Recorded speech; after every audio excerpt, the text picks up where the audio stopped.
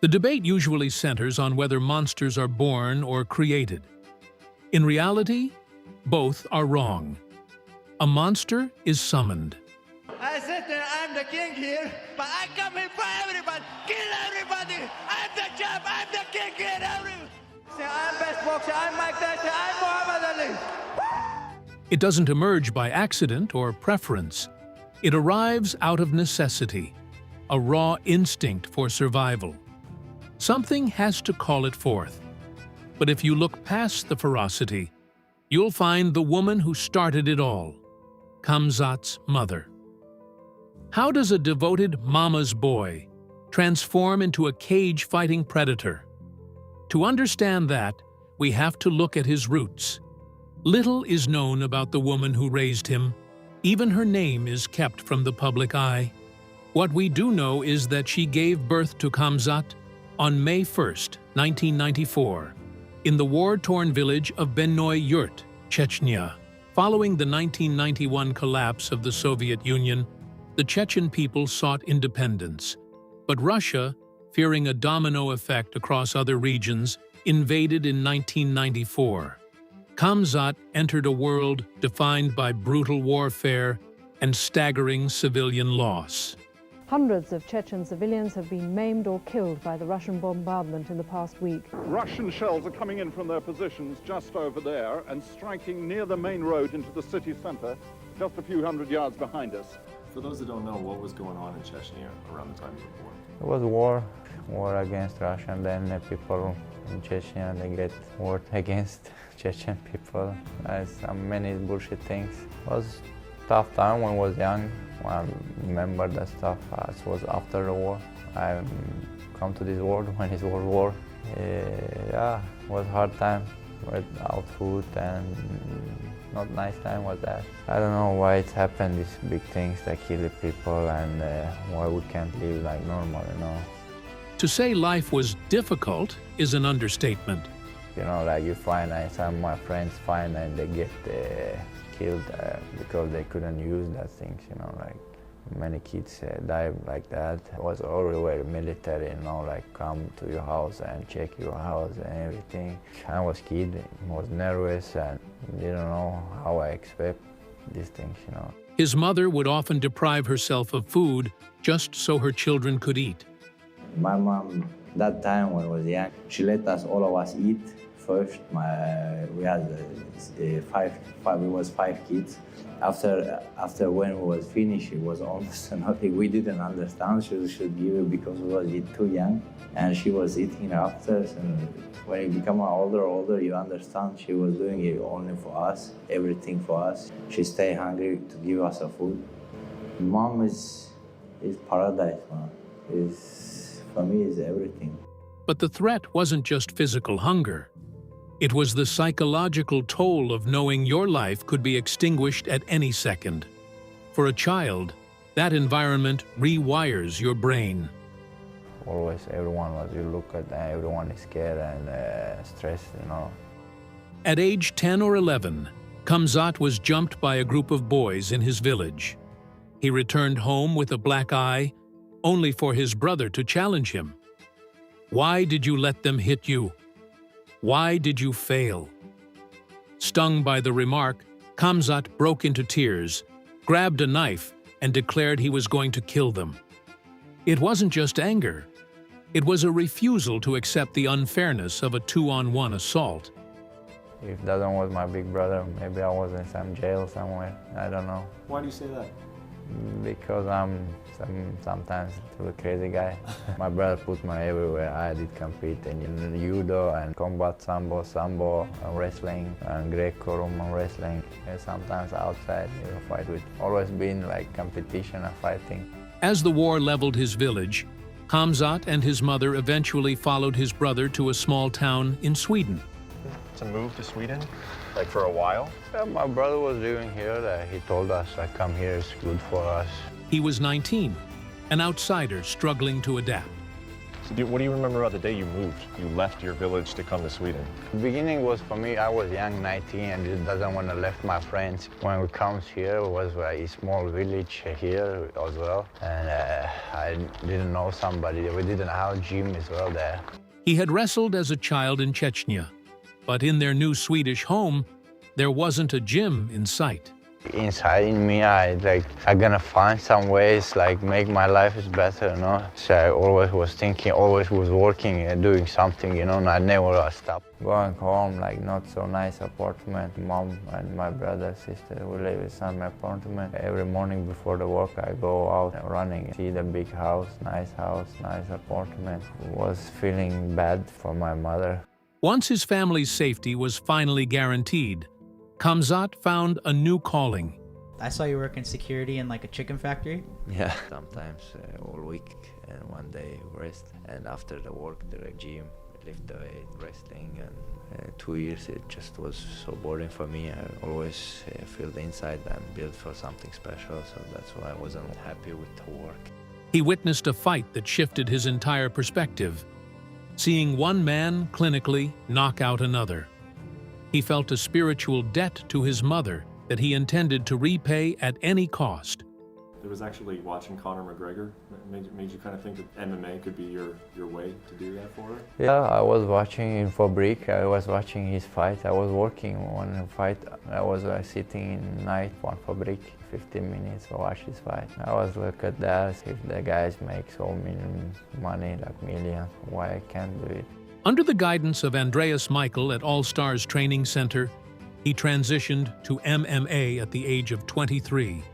How did that first year of training go? I was in the gym, sleeping in the gym every day, 4 sessions, 5 sessions. Sleeping there every night? Did you have nowhere to live? You slept there? No, I slept there 3 years. I was so hungry to get to be somebody. His brother, the man who brought him to Sweden, initially opposed the move, but Khamzat was undeniable. He tore through the competition, carrying that momentum straight into the UFC. He fought twice in just 10 days, and shortly after, he was back again. Here's from Chimaev. The ref is warned, but he's got to try and get this. Yeah, this is unbelievable right now. Look at this. This level, you start seeing the size and the physicality of these guys. We have ourselves a new star. Ending a fight in a mere 17 seconds with a single punch. Just like that! Khamzat Chimaev! One and done! It seemed nothing could block his path to the title. If somebody's crying after the fight, he's lose the fight, you know. How is my level? I'm gonna smash everybody. Give me champion, 84 kilos, 77 kilos. I'm gonna smash both same day. Is MMA just an easy sport for you? Yeah, of course it's easy for me. One of the most special fighters I've ever seen, if not the most special guy. Until the pandemic hit. A high-stakes matchup with Leon Edwards was scrapped twice. First when Edwards contracted COVID-19, and then when Khamzat caught it himself. This was the catalyst for a terrifying health spiral. Rumors of his career ending began to circulate. Reports emerged of him struggling to breathe and coughing up blood. Then came the silence. For months, the world wondered if he would become the biggest what if in UFC history. Just as hope was fading, If you're sick, you can't think about fight. When I breathe, I feel a pain in my chest. Blood come out sometimes. Make me maybe it's finished for me. his brother received a life-altering phone call. A powerful figure had stepped in to orchestrate his recovery. Ramzan Kadyrov, the leader of the Chechen Republic. Kadyrov, a man frequently accused of brutal suppression, has a well-known affinity for athletes. He sent a private jet to bring Khamzat back to Chechnya for specialized treatment.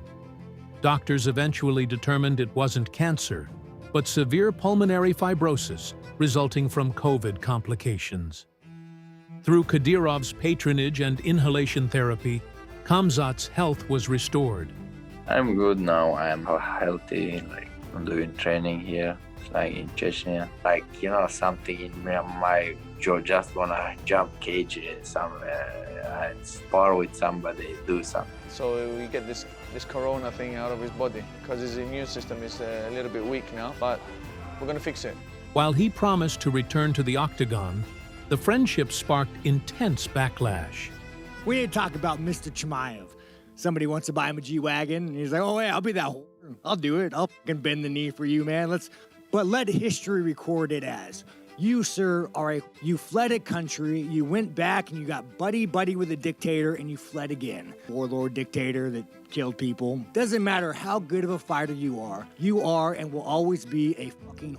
Fans were uneasy with his ties to a leader associated with forced disappearances, judicial killings, and the purging of minorities. Under pressure from both Kadyrov and the UFC, Khamzat officially ended his brief retirement. Jing Liang in red, Khamzat Chimaev in black with an early shot. Oh my goodness! He's talking to David. The leeching a lot of big shots here, trying to control the wrist. They're going to stop this fight if he doesn't move. Chimaev trying to close the show. Strikes landed when they fought Khamzat Chimaev. There's been one strike. The monster was back. He appeared almost supernatural in the cage, but his return wasn't a one-sided slaughter. His bout with Gilbert Burns was a genuine war. We already knew Khamzat had the talent. This fight showed us his heart. It was a grueling, competitive clash. Oh, good combination. Oh! Straight right hand drops Burns. That's in the top of the head, though.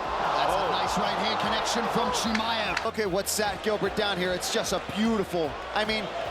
Oh my goodness, look at it again. Oh my goodness. Chimaev starting to tee off. Burns in a world of trouble, or so it would seem.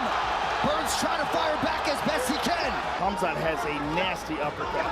And by Burns. Oh! Crack from Burns! 3 in a row now. Chimaev says, bring it. And again, body kick for Khamzat. A fight. And while Khamzat controlled the pace, he proved he was human. I didn't know he was so tough, but the guy come up with Brazil hard, you know. Thank you for this fight, Gilbert.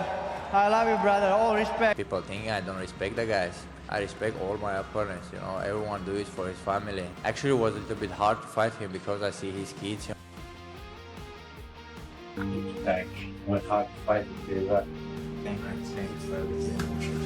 This vulnerability only terrified his mother more.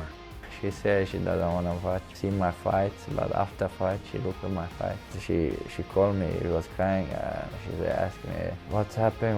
Mom, I win my fight, why are you crying? She said, what's happened with this guy? He dead? I don't know, Mom, he's not dead. He's okay, he's good now. Haunted by her fear, he made her a solemn promise about his future in the sport. And all the time when I win my fight, she said, you become champion. She said, champion? I said, no, Mom, I have to fight one more and one more. The road to the top remained chaotic. Before a high-profile fight with Nate Diaz, hey, Diaz, let's go, brother, let's go. I'm gonna get some smoke, bro. Let's see who is the real gangster. A backstage brawl broke out while Khamzat was alone. Then came the weigh-in disaster. He missed the limit by 8.5 pounds, nearly breaking the entire event until Dana White reshuffled the card. What are your thoughts about this fight moving from the Diaz fight to now you're fighting Kevin Holland? I don't care. I want to smash everybody. I'm going to take it over now. For Khamzat, the drama was secondary. He wasn't fighting for the fans or the organization. He was fighting to remove another head. Timex for the top. Ticking and keep on ticking since 1854. That was a fast takedown. He shot as quick as any shot. It's loud in here. Close the guard. Furious start to sleep. A lot of wrestling. Yeah, watch the dark off this three-quarter Nelson. Looks like his right hand was breaking down. He locked up a Darchi choke on Kevin Holland, and the fight was over before it truly began. Hey, so what now? Say something! So what now? Will you compete at 185 pounds or will you compete at 170 next? I'm going for both weight classes. Tonight the fans were not happy with you. How did that make you feel? Were you angry at that? Were you sad? I don't care. I care about my family, I care about my career, I care about my money. As his fame grew, so did the scrutiny of his political ties. Yet, he continued to decimate everyone in his path. After a long layoff, he was set to face Paulo Costa. But an injury saw Costa replaced by a legend, Kamaru Usman. This guy, this hurricane that's going to come at you. Well, that's my will against his. When we get in there, it's to do the man dance. And we'll see who starts to unravel first. Somebody come to dancing. I'm here to kill somebody here. It's the different here. Usman is in the white. Khamzat Chimaev is in black. Fight for Kamaru Usman. Khamzat changes levels here. Khamzat Chimaev has full back control very early in this fight. There from, he slipped. Oh, big left hand. Tremendous fight, Khamzat Chimaev. The hurdles only got higher. The kid's unbelievably talented. We need to keep him more active. That's what we need to do. Next came another former champion, Robert Whittaker. I hope Donna give him the chance, man. He become a warrior champ and undefeated. He's a good wrestler. Robert is as the guy I looked up to him when he was the champ. First fight when I did, he was champ already in the UFC. He's a legend. I am happy to fight with this guy and so much motivated for that, you know. But while he was preparing for a title eliminator, his mind was elsewhere. His infant son had just undergone 2 surgeries for a kidney condition, with a third on the way. For the first time, Khamzat truly understood his mother's perspective, putting a child's well-being above his own life. I'm going back to Sweden. My son has 1 surgery, has second one, but 1 more after the fight. So after that, my son will be healthy. So How old is your son? 1.5. Yeah, you're only one? Yeah, I don't know. How's that been? Difficult, so I don't know. So.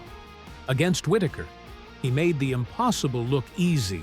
Early shot from Chimaev and a sprawl from Whittaker. Whittaker knew he was going to have to deal with this at some point in the fight. Not been submitted in the UFC. Close. Ending the fight by literally snapping Whittaker's jaw.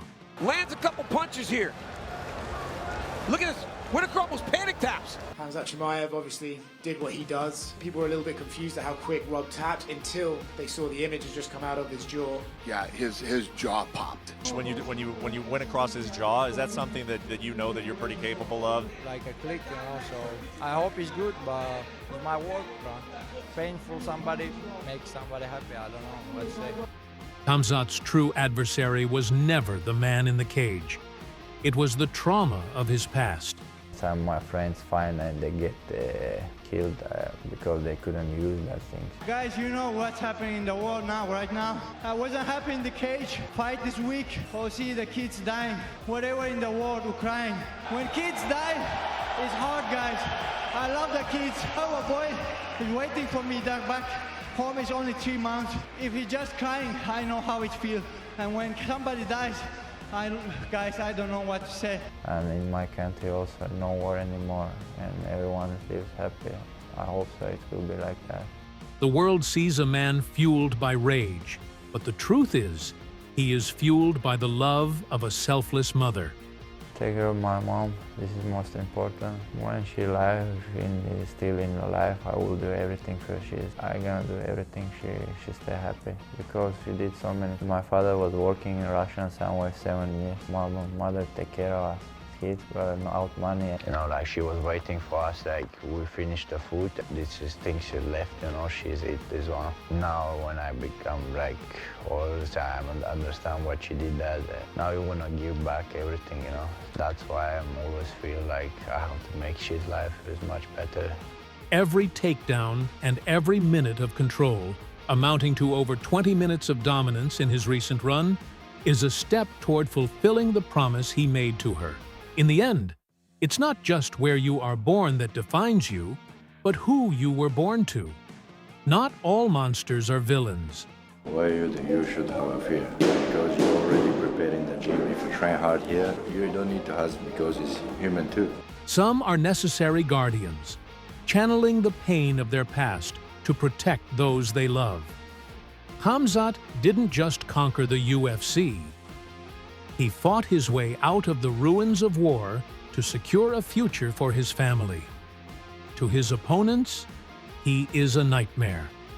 To his mother, he is simply a son. He became the monster so she would never have to be afraid again.